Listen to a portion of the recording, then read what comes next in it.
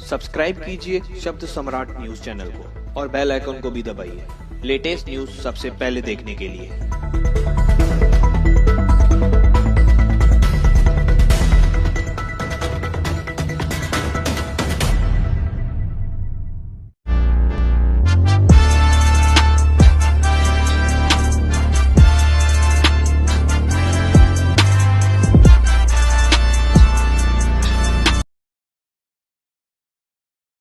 नमस्कार, शब्द सम्राट न्यूज में आपका स्वागत है। मुंबई से सटे बदलापुर पूर्व में स्त्री बीज बिक्री सनसनीखेज मामला सामने आया है। वहीं बदलापुर पुलिस ने मामले को गंभीरता पूर्वक लेते हुए 3 महिलाओं को गिरफ्तार कर उनके पास से प्रतिबंधित इंजेक्शन जिसकी कीमत 10 लाख से ज्यादा बताई जा रही है। वहीं पुलिस ने तीनों महिलाओं को न्यायालय में पेश किया, जहां न्यायालय ने उन्हें 7 दिनों की पुलिस हिरासत में भेज दिया है। वहीं इस मामले में 40 से ज्यादा महिलाएं सामने आई है और कई मामलों का खुलासा होने की संभावना जताई जा रही है।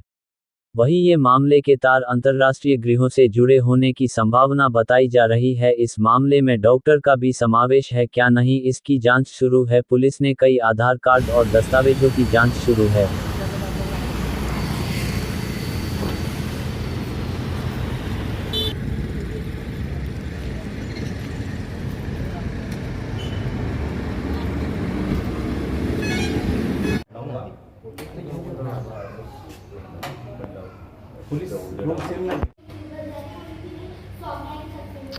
पोलीस स्टेशन अंतर्गत आरोग्य विभागाने संबंधित जे वैद्यकीय अधिकारी आहे त्यांनी परवा दिवशी तक्रार दिलेली आहे।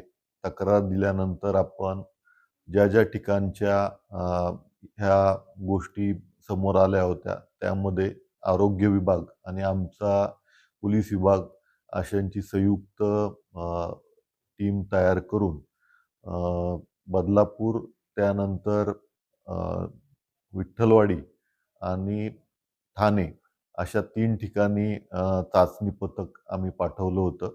त्यामध्ये तिन्ही ठिकाणी बेकायदेशीररित्या संबंधित जे साहित्य आहे आम्हाला ते मिळालं। जे ड्रग्स याच्यामध्ये वापरले जातात ते ड्रग्स आम्हाला मिळालेले आहेत। त्याचा रीतसर पंचनामा करून आरोग्य विभागातील जे अधिकारी आहेत त्यांनी आमच्याकडं तक्रार दिलेली आहेत।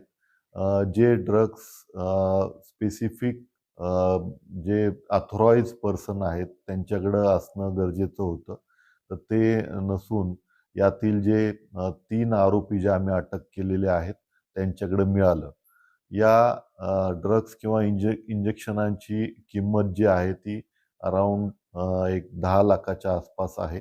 यामध्ये यांची मोडच अशी होती की ज्या इच्छुक महिला आहेत त्या इच्छुक महिलांकडे संपर्क साधून ज्या ठिकाणी ह्या गोष्टी करणं बेकायदेशीर आहे अशा ठिकाणी संबंधित महिलांना ते इंजेक्शन देऊन ह्या गोष्टी घडवून आणत होत्या।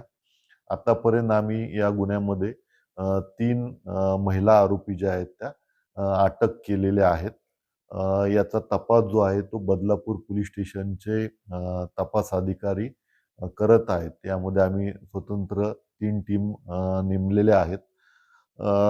प्राथमिक तपासात असं दिसून येत आहे की ज्या काही ज्या डोनर महिला होत्या ह्या तिथे स्वेच्छेने तिथं आलेल्या आहेत आणि पैसे घेऊन त्यांनी हे एक डोनेशन केल्याचं दिसतंय। यामध्ये अराउंड 25 ते 30 हजार रुपये त्यामध्ये मिळाल्याचं तपासामध्ये निष्पन्न होत आहे। यामध्ये कुठला IVF सेंटरचा किंवा आणखी कुणाचा सहभाग आहे का या दृष्टीने आम्ही काल PCR घेतलेला आहे आणि यामध्ये एकूण 7 दिवसांचा PCR आम्हाला मिळालेला आहे। त्या दृष्टीने आमचा सखोल तपास जो आहे तो सुरू आहे। यामध्ये लवकरच इन्व्हॉल्व असलेले जी काही इतर लोक असतील या बेकायदेशीर ह्याच्यामध्ये तर ते आम्ही नक्कीच विस्तृत जानकारी यामध्ये आपल्यासमोर प्रस्तुत करू।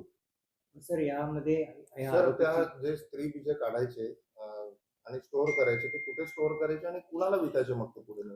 यामध्ये संबंधित जे लोक आहेत त्यांच्याकडे चौकशी केली असता त्यांनी असं सांगितलेलं आहे की तिथून ते दुसरीकडे संबंधित महिलांना घेऊन जाऊन त्यामध्ये ते जो त्यांचा स्पेसिफिक पिरियड असतो त्या पिरियडला तिथं ते विक्री केल्याचं त्यांनी निष्पन्न होत आहे.